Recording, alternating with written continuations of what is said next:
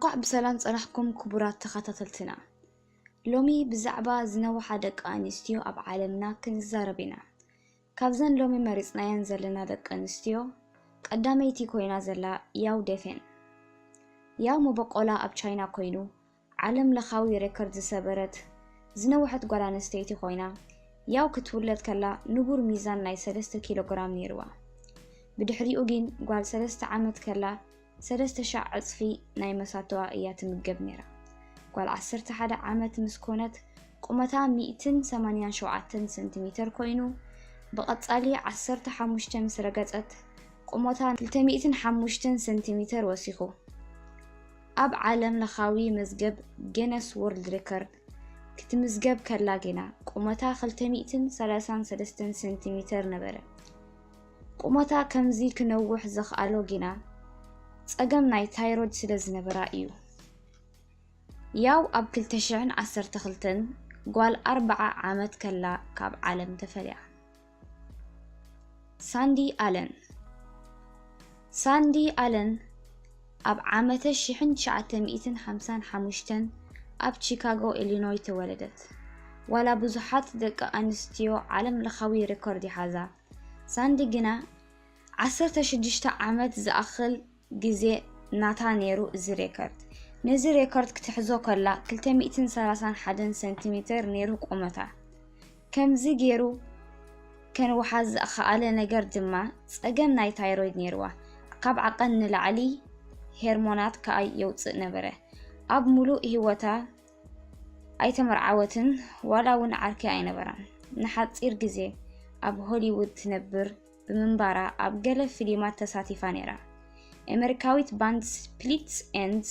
ውን ብዛዕባኣ ደሪፎም ነይሮም ድሕር ነዊሕ ሕማም ኣብ 2007 ካብ ዓለም ተፋልያ ጓል 53 ዓመት ከላ ጊታ ስሪቫትቫ ጊታ መበቆላ ካብ ሂንዲ ኮይኑ ቁመታ ከዓ 210 እዩ ቁመታ ከዓ ብጣዕሚ ተደላይ ብምዃኑ ኣባል ኩዕሶ ሰኪዔት ናይ ሂንዲ ነበረት ጊቲካ ቁመታ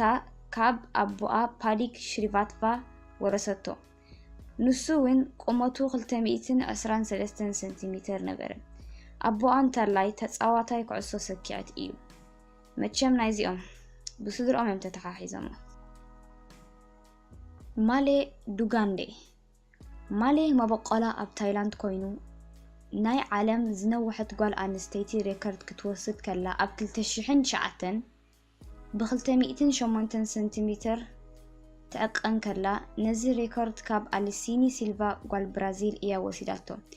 ኣሊሲኒ 205 ሰንቲሜትር ነበረት ቁመታ ጠንቂ ቁመታ ሕበጥ ናይ ታይሮይድ ኮይኑ 200 መጥባሕቲ ኣካይዳ ነይራ ግና ክልቲኡ ዕውት ኣይነበረን ፈውሲ ሕበጥ ኣሎ ግን ሰንኪ ፋይናንሳዊ ጸገም ክትወስዶ ኣይከኣለትን ካሮላይን ዝነወሓት ጓል ኣንስተይቲ ኣብ ጀርመን ኮይና ቁመታ ከዓ 205 ሰንቲሜትር እግራ ከኣኒ 129 ሰንቲሜትር ዓቐን ጫማ 15 ኮይኑ ካሮላይን ኣብ 1986 ተወሊዳ ስራሓ ድማ ሰፋይት እዩ እንኮላይ ሞዴል ኮይና እያ ትሰርሕ ኣብ ሶሻል ሚድያ ብጣዕሚ ፍልጥቲ እያ ብዙሕ ግዜታት እያ ውን ስእላ ኣብ ጥቓ ማዕጾ ወይ ነዋሕቲ ኣሰብኡት ትስኣል ብቁመታ መቸም ክትጀሃር ማዓት እያ